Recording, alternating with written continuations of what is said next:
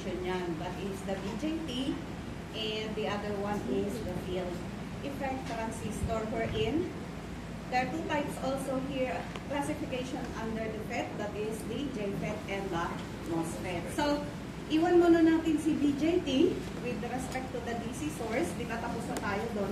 Pupunta ngayon tayo sa, instead na pupunta tayo sa with respect to AC source, medyo antayin natin yung lecture nyo sa AC circuits.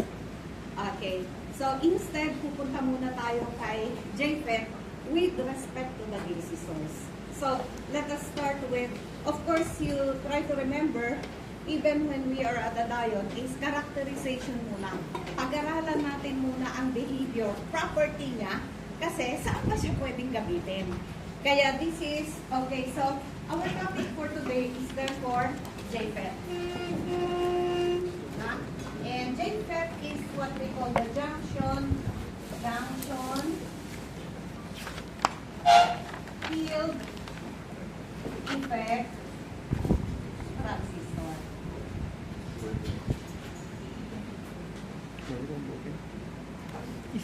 Ayan. In the junction field effect transistor is ito siya. Now, let us start with this one.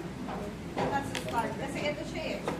Ito siya. So, ito yan. Meron akong ganito. If I have something like this, which is N material, N lang ito material. Okay, so, if I'm going to apply a source here, pag nag-apply ako ng source dito, okay, which is positive with respect to ground, okay, will there be a current flowing here? Will there be a current flowing? What do you think? Will there be a current flowing here?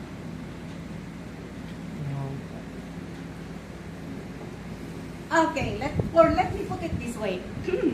If you try to remember the diode, di ba? Ito siya. Correct? This is the P and this is the N. Okay.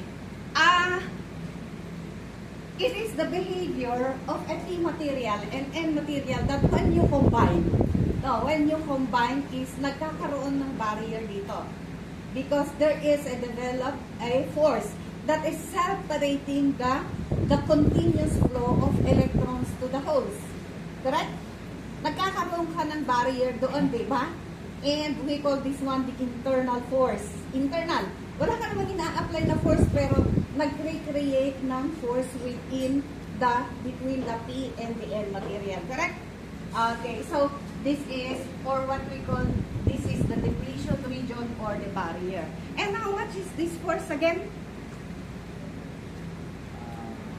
That is separating the P and the N material. How much is this force again? 0.7.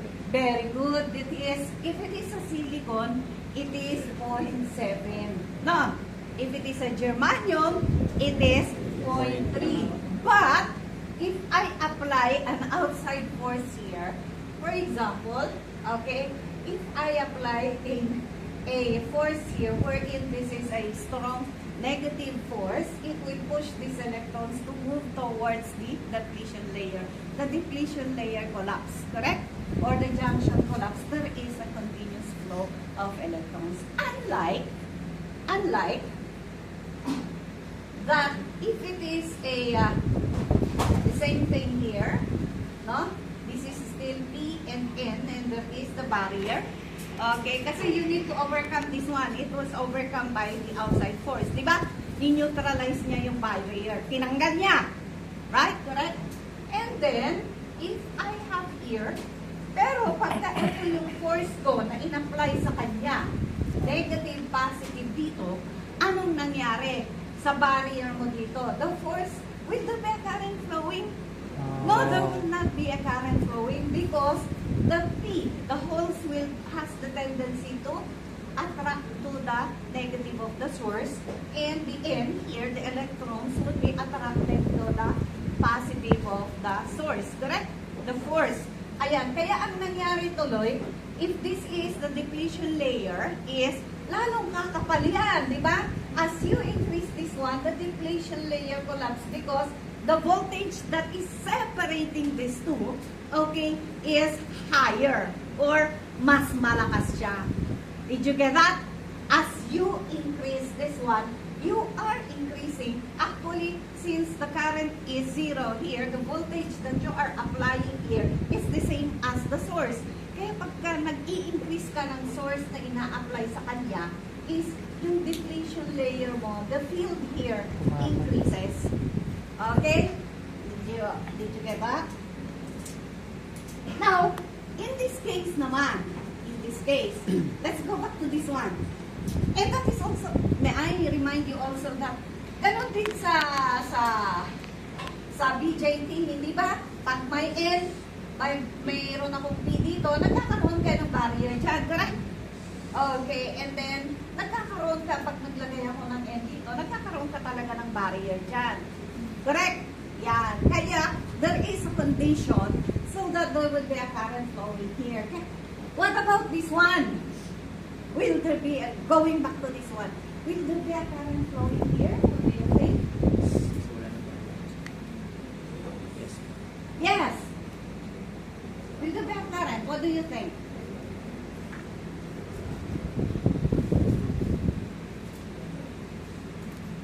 Will there be a current flowing there? Here? What do you think, class? Wala? Sure?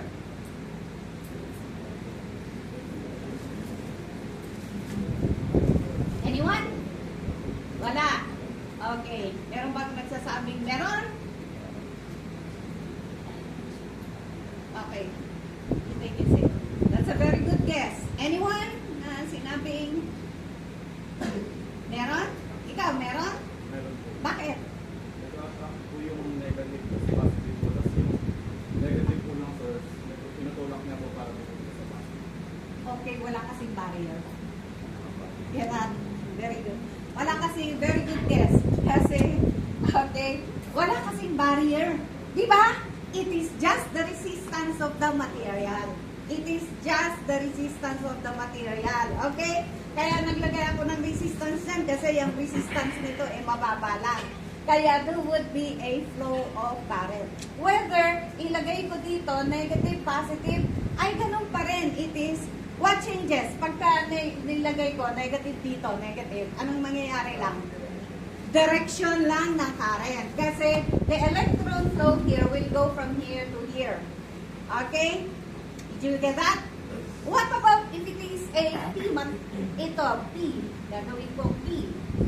Ayan. What about if it is a P here? P here. P material lang yan. And then I'm going to have a... Ayan. Meron ba? Meron ba? Current flow? Yes. Yes, kasi wala namang barrier. It is just the resistance of the material. Kaya, kahit baliktarin ko yan, meron pa rin. Nag-iiba lang tayo dun sa current direction. Okay, so, paano kung maglagay na ako ng dito?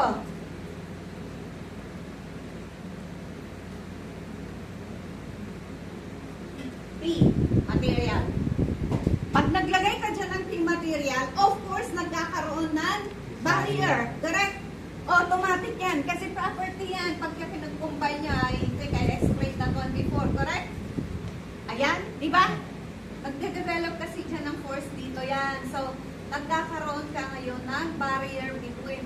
Automatic yan. Pag naglagay ako. Okay. Well, nagkakaroon pa rin ba ng current flow dito? Naglagay ako ng P doon? Yes. Meron ba? Yes. Ah? Meron ba ang current flow? Yes. Ah? Okay? Yes. I want your participation. No, yes, no. Yes, very good. Yes pa rin kasi walang problema. Hindi lang sila dadaan dito kasi, syempre, nakita nila dito, N, tapos T, ay bakit sila pupunta dito? May harang nga. Did you get that? Pupunta sila dito. Kaya as you increase this one, okay, you will also be increasing the current flowing there. Correct? Okay, next. Paano kung naglagay na ako dito ng terminal? Ayan, terminal. Kasi kanina, dalawa lang yung terminal ko, correct? Ngayon, naglagay ako ng terminal dito. Pagka ganito, nagkakaroon tayo ngayon dito ng kanina, isa lang ang path ng current flow natin kasi isa lang ang terminal natin, correct? Yes. Dalawa lang. Ngayon, merong additional path. Parang sa tubig nga yan, sinasabi ko sa inyo na pag may nakita siyang pipe, ay dadaanan niya lahat, if possible, di ba? Ayan, pag may nakita siya, mai-split yung flow ng Patay po. okay, ng water. So, dito din, syempre, dito galing ulit. Actual electron flow tayo. May nakita siya. Ops! Pwede. Yan, pwede ako pumunta dyan. Tapos, yung isa naman, pwede ako dyan pupunta. Babalik sa... Kasi, ganun ang current flow, di ba? Naghahanap siya, galing sa negative, tapos hahanap siya ng dadaanan niya, pabalik sa positive ng source. Tama? Ayun, dito. So, dito, pwede bang makadaan ng current flow? Yes. Okay, yes. Pag dito, okay, pwedeng ito kasi, di ba? Pabalik, ganun. Kaya lang, pwede ba siyang makadaan? No. Okay, syempre, tingnan natin dito, titignan natin, negative ito. Negative, positive. Okay. So, P. Ayan, kailangan buwagin niya yung barrier. Kaya nga lang, kahit saan siya dito dumaan, kailangan pumunta siya sa positive ng source. Kaya lang, kailangan dumaan siya dyan sa barrier. Ang problema is, in with respect to the positive of the source, it is a case of reverse bias. Diba? Kaya wala, although there is a path, okay, but it is blocked. In other words. So, walang dadaanan. In other words, dito pa rin ang daan ng current flow. Correct? Yes. Okay. Paano kung naglagay din ako dito sa kabila? Para synchronize. Ayan, dito. So, in other words, I will have my P here also. Ayan, syempre, pag nandiyan ang P, may N dyan, may barrier ka, di ba? Okay, kahit wala pa, kasi wala pa naman akong nilalagay na terminal dyan, hindi ba? Wala pa naman daanan. Okay, pero pagka naglagay na ako dito, ayan, tatlo na ang pwede niyang daanan. Pero, sasalubong lahat sila dito, di ba? Okay, the only thing here is, dito, walang problema, nakakadaan siya dyan kasi it is just the resistance of the material. Okay, going back to the positive of the source. Kaya lang, with respect to this one here is, it cannot pass through. Do you understand? It cannot pass through because, okay, it is a reverse bias. Eh, dito naman, pwede ba siyang dumaan din dito? No, it cannot because it is also a reverse bias case. Kahit saan siya dyan pumasok, may barrier and it cannot go back to the positive of the source. In other words, class, in other words, there would be no current that would be flowing through this one even if I put it there. Okay. But this is the construction of a JFET. Actually, what is here is that, eto yan, magkadugtong yan dito inside. Kaya, hindi, kasi yung ginawa ko dito external wire, sa construction ng JFET ay they are already connected inside so that there are only 3 terminals that you will see because this one is actually connected like this at ito ang nakalabas lang. You understand? So in other words, this is connected with respect to this one. Kaya pagka kinonect ko yan dyan, okay, it is understood that I am also connected to the other side. Ito, may path ako, pupunta dyan, papunta doon. Meron akong additional path dito, papunta doon, parehas lang. Gets that? Okay, so in this case, para maganda-ganda ang dating, tatanggalin ko, invisible ko ito, okay? Pero it is understood that it is also connected there. Did you understand? Okay, so I will remove this one. Ayan, did you get that? I will remove this one. Ayan. Okay, so it is understood that they are connected. So this one is connected actually here. So let's say I call this one X. These are, they are connected. Okay, so this is a JFET. So what happened here actually? this is what happened here. Let's say I call this one VDD.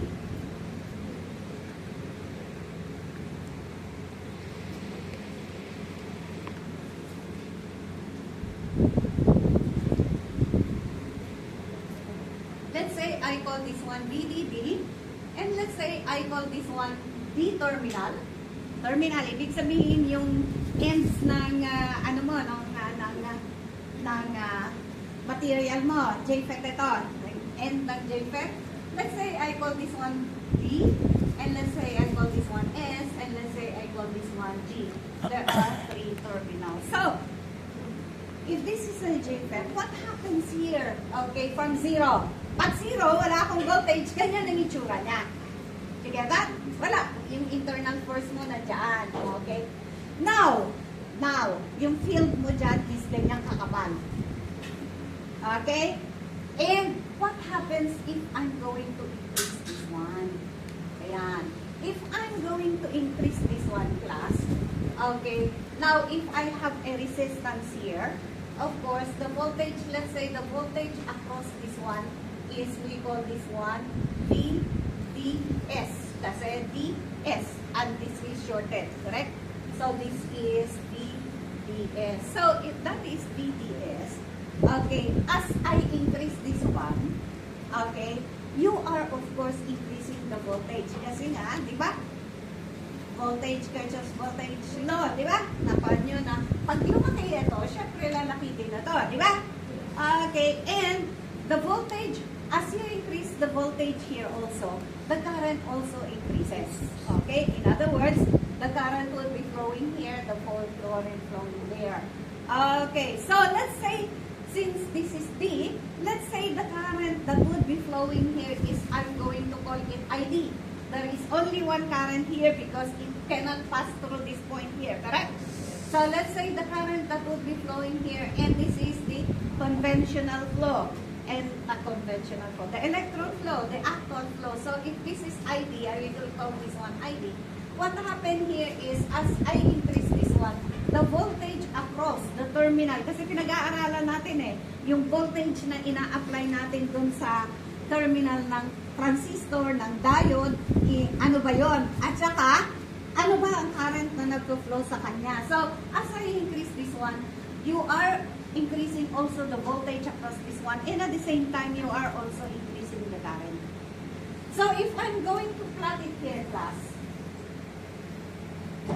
if I'm going to plot it here, kaya pala dito mas mahaba-haba ito, kaya dun sa 21 nakukulangan talaga ako sa blackboard. Okay, kaya pala mas mahaba talaga ito. At don't worry, pagbalik natin doon, ay, hindi na kayo sana. Okay, para itutuloy po ulit sa next batch, is nagpa-project study ng nagpadagdag ako sa project study ng Blackboard additional na ginaganon para na doon. May TV na, pero gusto ko pa rin yung Blackboard. Kaya, i-project study ngayon, 2 na movable, 2 blackboard, kaya walang problema na. Actually, that is a project study. Dati, na ang gamit niya, supposedly, nagbibigay ng signal na win, yung mga ganun dati. Nakalimutan ko na automatically. This one is also a project study. This one, yung aircon.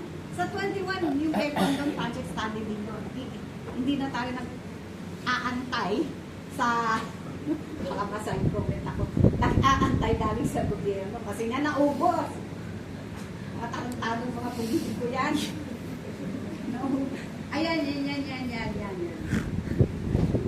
Sa suicide comment. Nakakagigi kasi hanggang ngayon hindi maubos-ubos yung pag-ibig ko sa lahat ng mga yan. Okay, so baka mamaya may babaril sa akin bukas, ha? So, let me just go back to this one. Okay, let me just go back to this one. So, as this one is increasing, okay, if I'm going to plot it here, class, yan. If I'm going to plot it here.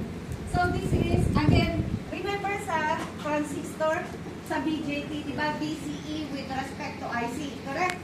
Remember that one? This time, let's say I call this one your VDS with respect to ID.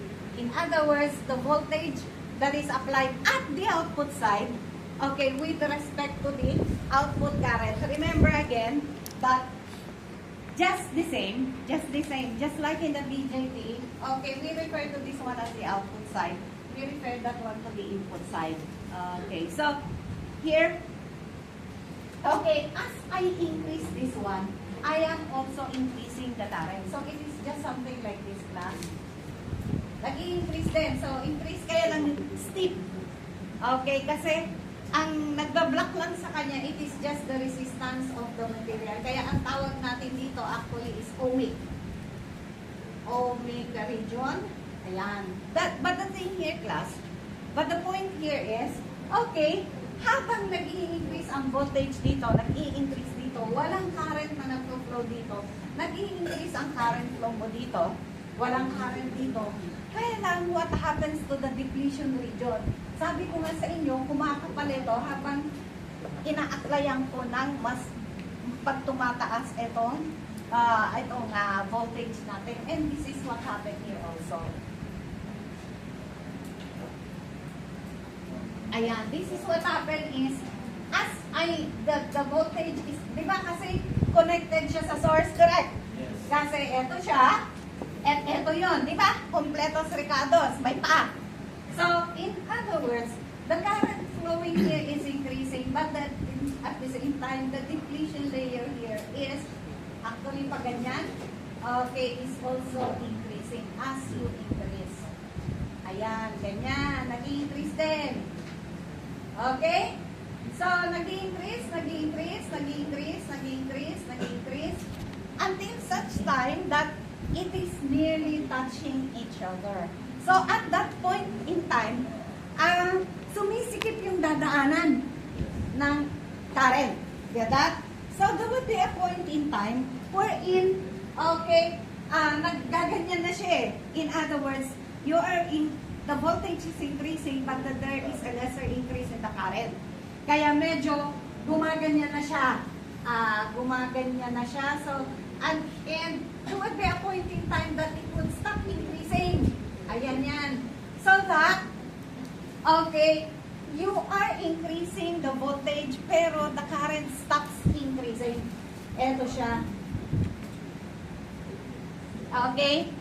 That is the point in time wherein this one is nearly touching each other. So what happens to the current is highly densified na siya. Ibig sabihin, maraming current sa maliit na dadaanan. Dati kasi maluwag, pero mas konti ang current, di ba? Pero sumisikip siya, mas marami ang current, kaya highly densified density region na siya. Get that? So, at that point, kahit in-increase mo na yung voltage is, hindi na mag-increase kasi, ayan na, hindi na kayang daanan ng additional current flow. So, it would stop increasing at this point here, class. And this is what happened. Nearly touching each other. So, we call the voltage VDS. Voltage VDS, di ba?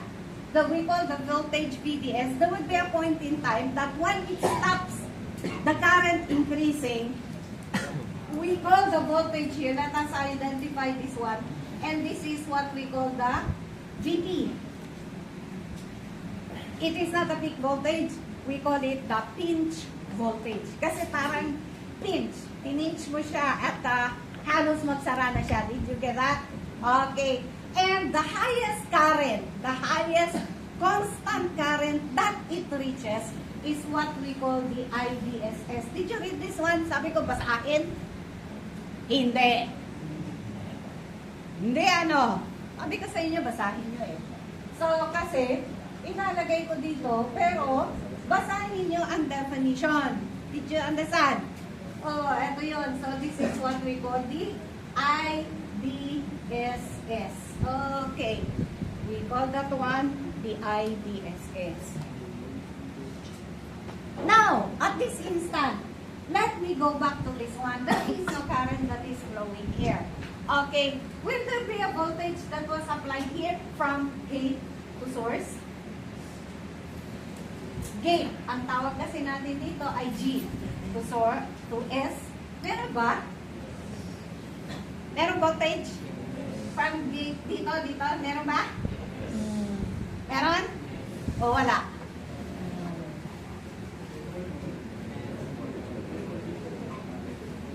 Meron bang voltage dito?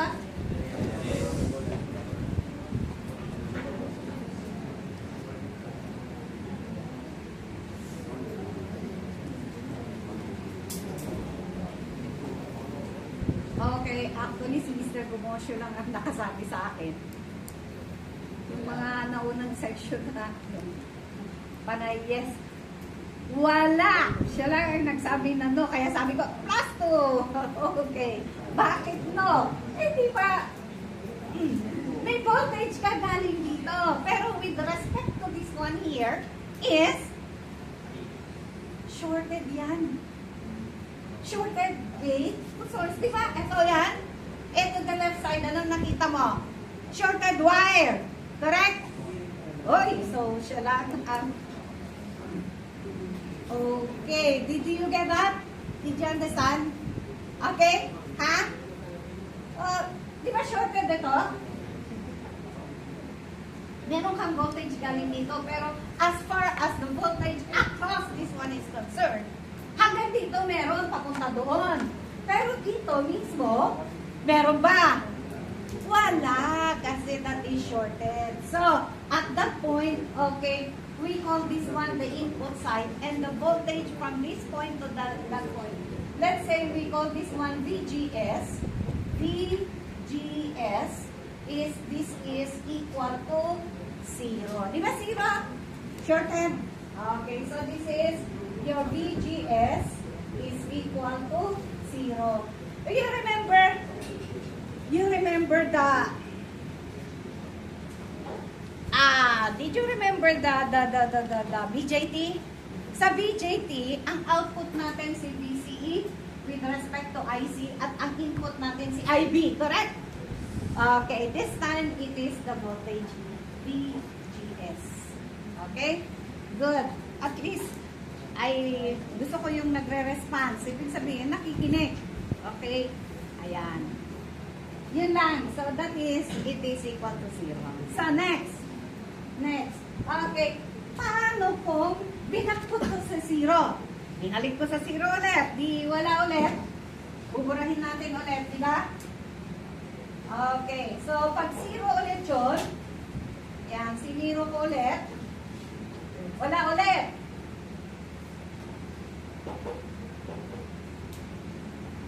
Ayan.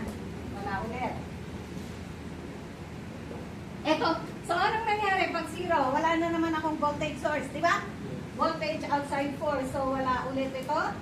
So, ito ulit yung original barrier mo. Ito ulit yan. Ito ulit yan. Correct? Ayan. Ngayon, paano kung naglagay ako ng dito? In other words, kasi, remember again that this one is connected here. So, what is happening here is also happening there. Get that? Okay? Remember? Sige. So, this one is, paano kung naglagay na ako dito ng negative with respect to ground? Let's say I call this one VGG. And this is negative. This is positive. Okay? What happened here is that, let's say this is, VGS is negative 1. Negative, VGS is negative with respect to ground. Okay? So, let's say, negative 1 yan. 1 volt. Anong nangyari? Pagka ganyan, wala pa naman akong source galing dito sa kabila. Pero, okay, di ba may path na ako dito because of this source? Okay? Na pwede, galing sa negative, okay, babalik siya sa positive. Saan ang daan niya? Siyempre dito. Dito rin, correct? Okay, dito, papasok dito, at saka saan siya? Siyempre, positive. So, saan siya dadaan dito? Correct, pa?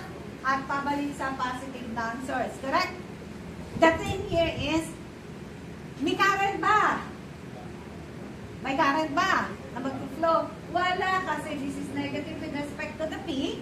Yung lalabasan niya, napabalikan niya is N with respect to the positive of the source. So, there would be no current flowing.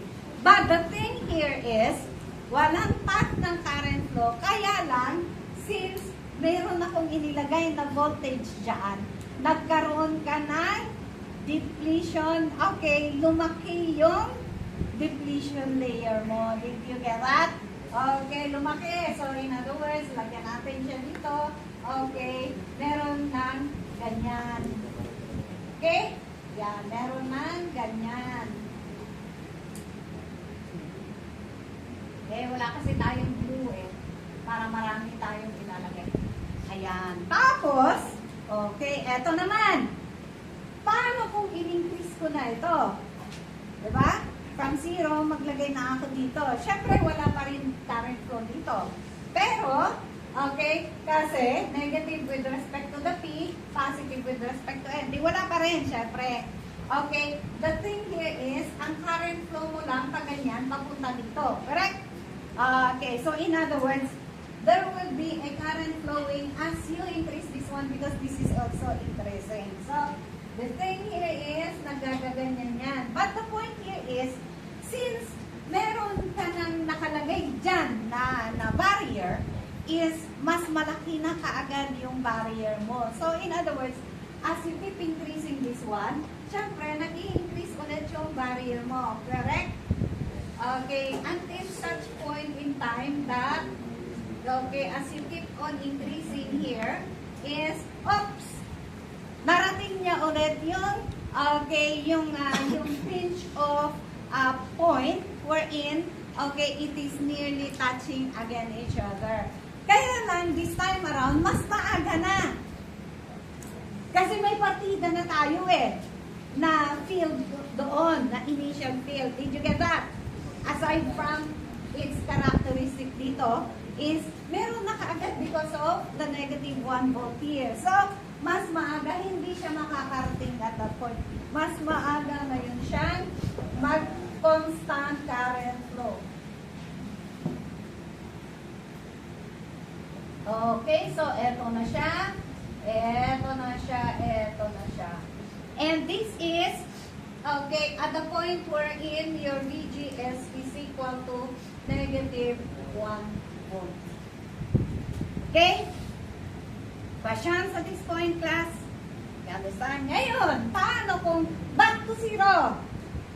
Back to 0 natin, di babalik sa original. Okay, right? Okay, babalik tayo sa original. Siniro ko din to. Kaya lang, teka, i-zero muna natin. Okay, paano kung instead na i-zero ko to, i-increase ko ng negative 1 volt, negative 2 volts. So, eto kanina yung partida natin, di ba? Okay, anong nangyari? Ay, mas malakas na siya. Ay, mas makapal na siya kaagad. Di ba? Mas makapal na siya kaagad. Okay, dito. You understand? Okay. Mas makapal na kaagad siya kasi negative 2 volts na yon. Okay. How much more? If I keep on increasing this one, is of course, the current flowing would be increasing.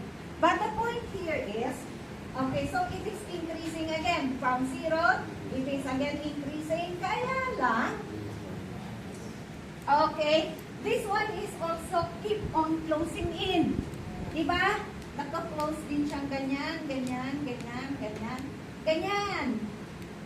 Okay? And it is really touching each other. So, okay, yung current flow natin is sumisikip yung dadaanan niya pabalik doon. Diba? Galing dito, pabalik doon. So, in other words, class, okay, this is when VGS is equal to negative 2. Okay, VGS is Negative 2 volts. Do you understand what I'm saying here? So, if it is negative 3, back to 0 ito, anong nangyari? Siyempre, mas malakas ka agad, ay mas, okay, yes, mas malakas ulit yung voltage na in-apply mo pag ginawa ko siyang negative 3 ito, di ba? Right, people? Oh, meron na kaagad. Oh, mas makapal ka agad yan. Mas makapal ka agad yan. Correct?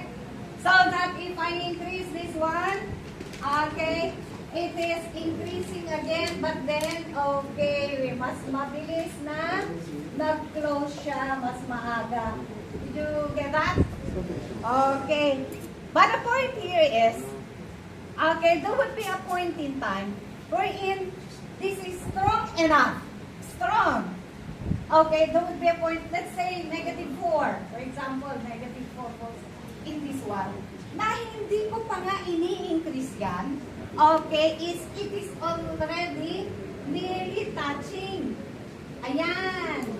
Ah, iba. Mas maaga. Teka.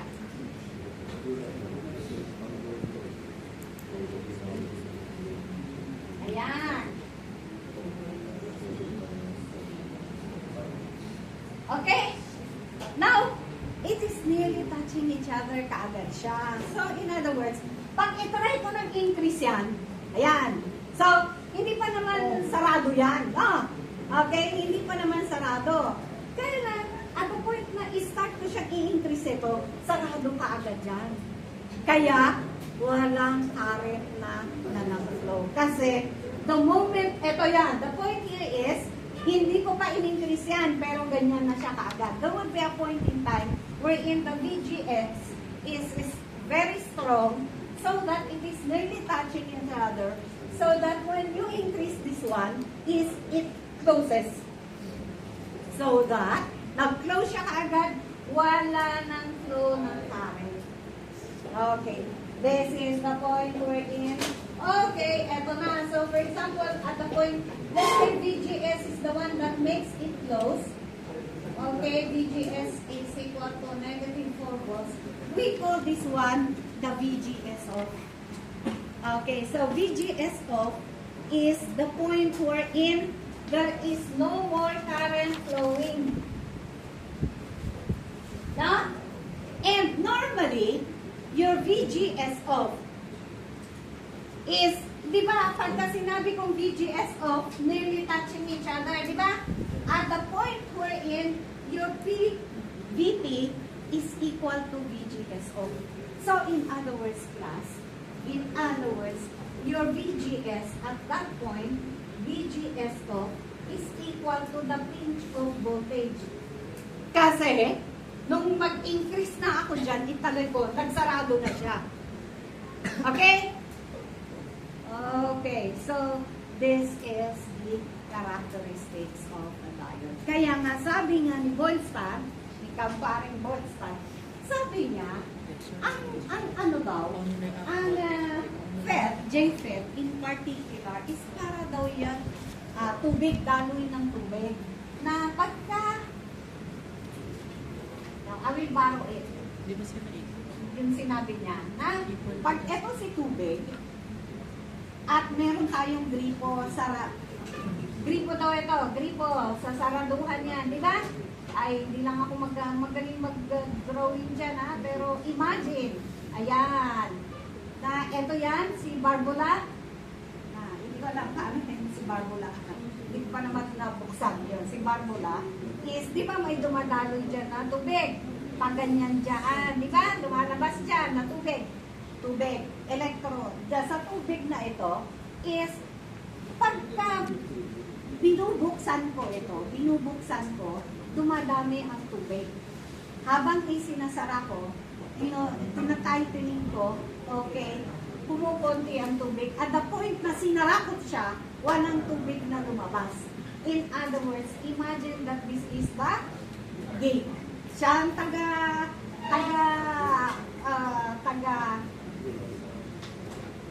control ng tubig na lumalabas. At galing dito sa source, at lumalabas dito sa drain. At ito yung gripo. And we call the gripo the gate. Kaya ang tawag actually dito ay, kaya i-explain ko na kung bakit ito ay tinawag na D, because this is representing the drain, this is the source, and this is the gate. As you can see, ang current, ang actual kasi, na flow ng electrons from the negative, kaya dito ang source. Tapos papunta sa drain. Did you get that? Pabalik sa and this one here. Bakit gate ay taga-control ng current? Ito yan, si VGS. Because, take a look at the constant current flow. Okay? Aha. Diba, ito yan? Okay. When your VGS is at the highest value, VGS off, walang current na nag-flow. As I decrease, kaya lang reciprocal. Okay? As I decrease my VGS, nag-increase si ID. Correct? Kaya habang nag-decrease ako, di ba pag gano'n ang increase ng ID? Okay. So, pag dinecrease ko si VGS, nag-increase si ID. Did you get that? Okay. Hindi si VDS kasi constant siya. Kahit nag-increase si VDS, constant except at the omega value. Get that? Nung maluwag pa. Okay? But we are talking about the nearly yung magko-close na value dyan. Okay? So, in other words, eto, nung pababa, nag-decrease ulit si VGS, okay, nag-increase si ID. Nung si VGS, wala akong in-apply na voltage dito sa input side, is you have the highest maximum constant current.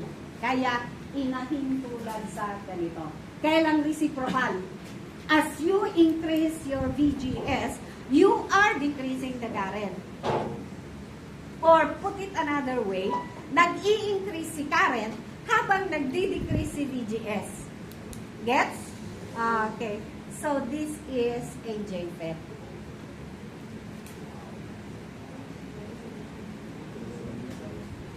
In other words, or to put it this way, class, do you have a class after this? Yes. Anong oras? 9. Okay. Sino teacher niya? Sir Marine. Okay. Magkaklase kayo. Pero nagklase na ba kayo? Yes. Pero online siya, di ba? Kasi nga walang classroom. Ako, kinuusap ko na yung teacher. Next week ka na, habang wala pa, dito muna ako. Nahihiya din ako kasi nababraso ako ng teacher na ako muna magklase. Habang, kasi supposedly tayong illegal dahil tayong nasa SF21, di ba? Ayan. Kaya dito, let's go back to this one.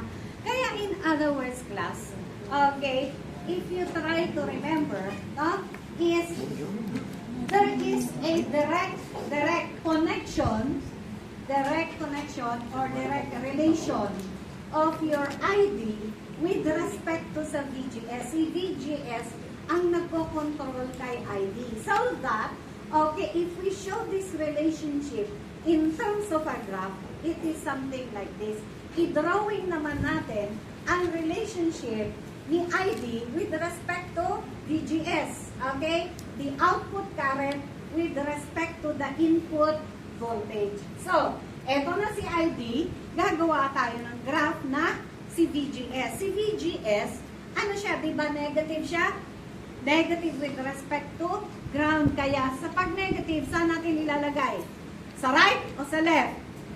Ng perpendicular. Sa left o sa right? Sa left. So, dito natin i-drawing. Ayan. In other words, this is now the ID with respect to VGS. So, if let's say, I call this one VGS, okay, plus, if this is now my VGS, okay, is, for example, ang ginawa natin is, negative 1 for this example, negative 2, diba? Increasing negatively, correct? And this is negative 3, and this is negative 4. Ayan.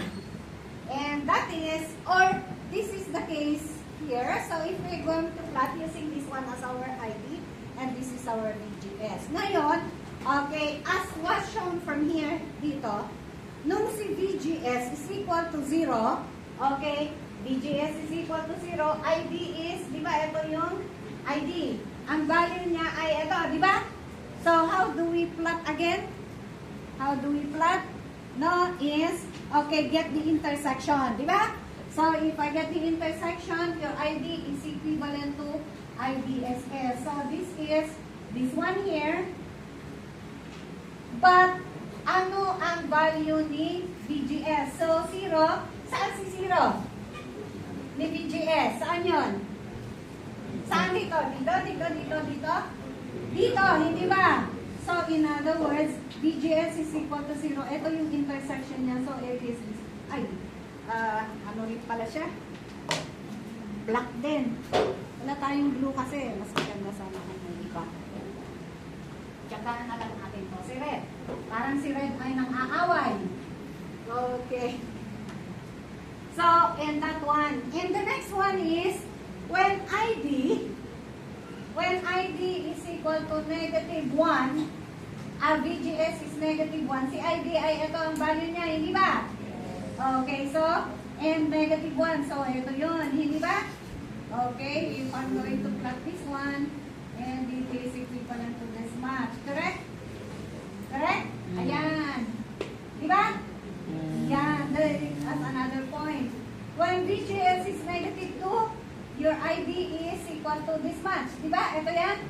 Ang value ni ID, and then like this, and then this is negative 2, correct? Ayan. And then and so on and so forth. Ito siya, hindi ba? Okay, ito. And then this one, and then what about when VGS is equal to off? Okay, VGS is negative 4. Ito yun. Anong value ni ID? 0. Asan ang 0? Dito. Hindi ba? Kasi wala siyang value. This is increasing. So, this is another point. And that is where you draw the graph. Correct? Joining the points. Okay. If I'm going to draw this one here, it is, medyo mali. Kaya mo na. Okay, di ba?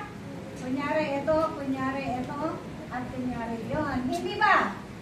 Okay, so it is actually, it is a curve.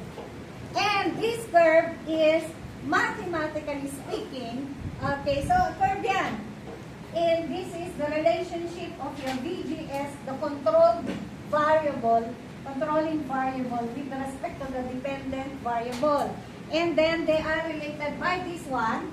This graph is represented in terms of a formula wherein ID is actually equal to your ID SS, which is the maximum point, the fixed value, okay, 1 minus VGS, okay, this is the variable, this is the controlling variable, divided by the maximum when it is VGS of, okay, and squared. This is the formula. Okay, you need to memorize that one because, okay, this is ang kailangan nyo sa prelim exam. Kailangan, at hindi rin ako nag-aalaw na nakasulat yung, pag may nakita ako dyan, na nakaganyan, ay, 5 ang grade mo. Remember? Okay. Madaling i-memorize yan dahil pag lagi kayong nagsosolve ng problem, ginagamit niyo siya, mas madaling yung natandaan.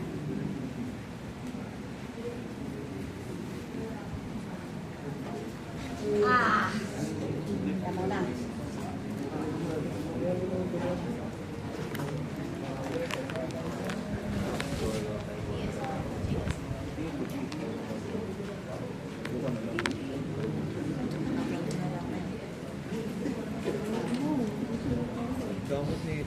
Pag hindi pa ako magre-review, hindi ko ako. Huwag naman. Masisend ko na, isisend ko na.